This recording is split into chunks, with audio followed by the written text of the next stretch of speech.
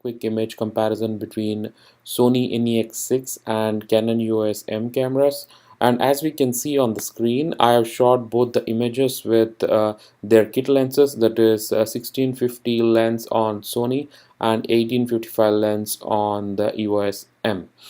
And also I would like to mention is both of them have been shot at aperture priority, and I've tried to maintain the focal length the same, that is the 48 mm, and I've let the camera systems to decide how much of shutter time it would allow for each of the shots. What I'll be doing is I'll be increasing the ISOs for each images, and I'll be comparing the images side by side to check what is the quality of the image we'll be getting from each of the cameras. And without doing much of delay, let's get on to looking at the images. To the left hand side I have the Sony image, and to the right hand side I have the Canon image. And before I go in, I want to mention that my date and the time on the Sony is a little bit screwed up, so do not worry if you see that there's a different date and time showing on Sony and the EOS M. So we are looking at images at ISO 200, and I'm pixel peeping at 1:1, and I see that both the images are pretty much sharp, and the color rendering and the texture details captured on both the cameras are pretty much good. Although my Canon image is a little bit shaken, what I can say is the picture is pretty good. Only difference I see pretty much with the Canon EOS M is that it is trying to render a little bit brighter image when compared to the Sony image. And now I'll change over to the ISO 400 for Sony, and also ISO 400 for Canon. Again, like I said, both of them, the way the shutter speed is calculated, the shutter time is calculated is a little bit different. But if you see the image, the way it is coming up on the screen, we can see that the Sony one is a little bit darker, and the Canon one is a little bit brighter. Also, I can see here that Sony image is having a little bit of green tint to it, whereas the color reproduction in Canon is pretty much accurate. If I look at the image from my eyes, it looks closer to the Canon image when compared to the Sony image. So going at 1:1, I will see that both the images almost are on par. Only thing I see is that the Sony image is a little bit grainier to my eyes when compared to the Canon image. May not be, but this is what I think. This is my opinion about it. So let's go into ISO 800 for Sony and ISO 800 for Canon. Again, like I said, both the images are pretty good, but what I see here is the color reproduction in Canon is a little bit better. And like I said earlier, my image looks closer to what the Canon image is than to the Sony image. Yeah, obviously I can use Lightroom to edit it and bring the Sony image closer to how it looks in real life, but out of the camera, raw image looks a little bit green tint or a little bit darker to my eyes, and the color reproduction is, I feel, is a little bit off. And if I go into 100% crop, I see that the details when compared to Sony and Canon are almost on par. The only thing I would like to mention here is, to my eyes, I again see that the Sony is producing a little bit more grainy image when compared to the Canon one. If you see onto the right, this is at ISO 800. Canon image is almost clean, but the Sony one, I see a lot of noise creeping in at this point in time at ISO 800. So if you are planning to use this Sony NEX 6 for indoor shooting purposes without flash, it's good idea to have either a tripod or have some kind of a better lens put onto it, so that you do not get this kind of graininess in the image. And also what you can think of doing is to take an image at this ISO with the same kit lens if you want, and try to reduce noise with Lightroom 5 or any other image editing software. Now let's go into higher ISOs. Let's look at 1600 for both Canon and Sony. Now, if I look at these two images again, like I said, the way these guys are calculating time is a little bit different, but I'll leave that to the cameras. And peeping into the images, what I see is Canon has also started to gain a little bit of noise and the graininess in the raw files, but the graininess on the Sony is pretty much loud now.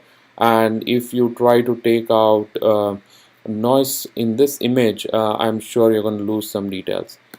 However, if you see here, with respect to the bag, I see that the Canon image is still pretty good, and I think I can get a little bit more details from the Canon image than I can do from the Sony image. So for Canon EOS M shooters, the one good advantage you have is you can go up to ISO 1600 in low light situations and still get a decent image. And what I try to do maybe after this video is try to take out the noise in this image, and I'm sure I can take out most of the noise from this image and try to get a better image. But if I zoom out, I look at the image as an image itself and don't pixel peep, I see that both the images are pretty good. Whereas if you look at Canon image in particular to the right, what I see here is that this image is very clean. I don't see any kind of graininess on the image at all when it's zoomed out. So if you are just shooting it to post it on Facebook or Flickr or any of those websites, or even for printing it up to like 10 inches, I think this image is very good. Now let's go into higher ISOs to see more details into it. Now I'm sorry about that. Let me change. Now I have changed over. I got a little bit messed up here, so I'm trying to come back to where I was. There is a little bit of jumble up, but I'll try and get to this pretty soon. Now I have the Sony image on to the left, and I'm trying to get the appropriate Canon image of ISO 3200 on to the right. So yeah, now I've got both the images, and I see here again, if I don't zoom in, both the images look spectacular, whereas the Sony image has a little bit grain, which I can see right in without even zooming into it. So at this point in time, it's your call whether you can go up to 3200 or not. But like I said, if you're trying to cancel noise at this level, you should not have any problem cancelling or taking out noise on both the images. With Sony, if you try to go into 100%, you'll realize that there is a lot of noise and there's a lot of details lost already. Whereas Canon, you can see that I still see a lot of details on the back, and also the color reproduction is pretty much decent. And at this point in time, I would say that Canon images also got a lot of noise, but still looking at Lightroom and trying to take out the noise, this still image looks a little bit usable. Like I said, if you're just posting it on Facebook, the Canon image still looks usable. Whereas the Sony image at this point in time, like I said, it becomes a little bit more work. Like if you're using these two cameras, the EOS M, the amount of work would be a little bit less, whereas the Sony, you'll have to do a little bit more work to arrive at a good image quality. Again, both the cameras have good noise reduction softwares built into them, so if you're shooting JPEGs, maybe even at this level you wouldn't find any issues with this. Now let's look at 6400 for Sony and then the Canon. Now again, like I said, At this point in time, if you look at both the images look equally good or equally bad. Now, if you ask me, can I use this image? Yes, you can use this image for simple purposes like posting it on Facebook and things like that. But if you're using this image for any other purposes, it becomes very difficult. Now, I'm when I zoom into it, I I'm really surprised the way both of them handle the noise. If you look at the Canon image, although there is a little bit of noise, it's not very pronounced as with respect to the Sony. Sony looks a lot grainier when compared to the Canon image, and both of them actually, um, they are pretty much, if you ask me if I'm pixel peeping, they're both pretty much unusable. But if you're just using it for simple purposes, I think they both can be used up to 6400. But at this point, I don't think I should do a comparison beyond this, because beyond this the image becomes totally unusable. However, I would like to mention that Canon, if you Canon has several options with which you can take out a lot of noise, and can go up to a pretty high ISO. When zoomed out, can be used at a very high ISO as well. But if you are planning to use it for printing, I would suggest you should hold on at 6400 ISO.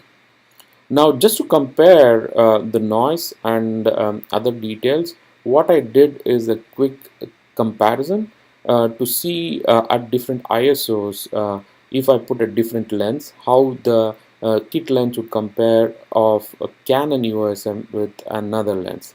So for this purpose, I used 50 mm 1.4 Canon EF lens using an adapter. And let me bring those images up. So what I'll do is, on the left hand side, I will use the Canon image, which was shot with the standard kit lens, and onto the right hand side I will bring up the image shot with the the EF 50 mm lens.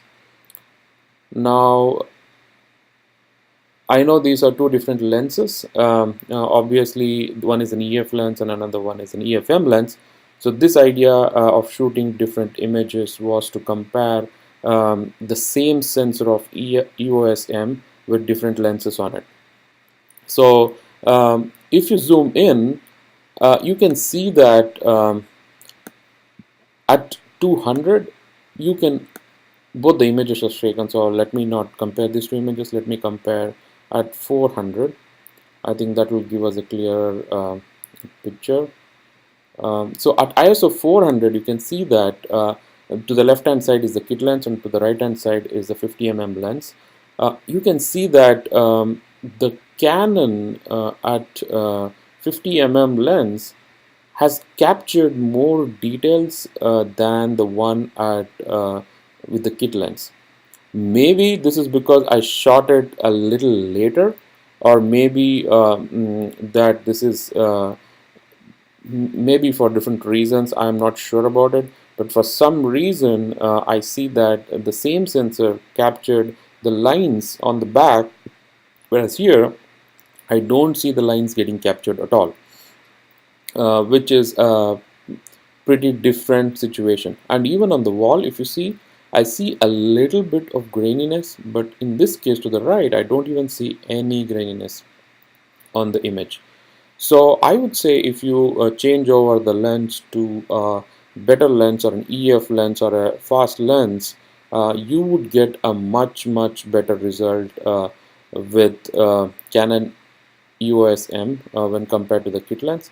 Let me just do a quick another ISO comparison at, I think I'm doing this at 800. Yeah, so that way you will get to know exactly how this EFM and EOS lenses perform.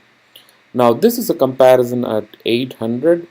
Obviously, like I said, I'm shooting at aperture priority at 5.6 fixed for both the lenses. Even at 800, I see here that the noise is almost zero on the 50 mm, whereas on the kit lens I still see noise. and the image is a little bit grainy, but on the right hand side I still see all the details getting captured on the 50 mm lens. So having said that, I would want to do a last comparison at 6400, because I know a lot of you would be interested in comparing all the images, but as you've already seen, these cameras kind of retain a lot of details at all the ISO ranges. So since we have already looked at all the images, you can go back and look at all the images in detail in the video. What I'm trying to do is to compare the 6400 of the kit lens with the 6400 of the 50 mm lens. Now, if you see here to the left, I have the kit lens, and on to the right, I have the 6400 of the 50 mm lens. Now, surprisingly, this is a real surprise to me. To the left, I see a lot of grain, and to the right, the image looks much brighter. Although, if you see that the shutter speed is almost the same, the aperture is the same, the ISO is the same, but the image looks a lot better on the right hand side. Although I should say that this image was taken after I shot the Sony and the Canon image, but if you look at the details also, these details are very well maintained with respect to the kit lens. So if you are planning to use EOS M Canon, I would suggest put a better glass. You would get a very good image when compared to the standard kit lens. And this was a quick comparison between Sony NEX 6 and Canon EOS.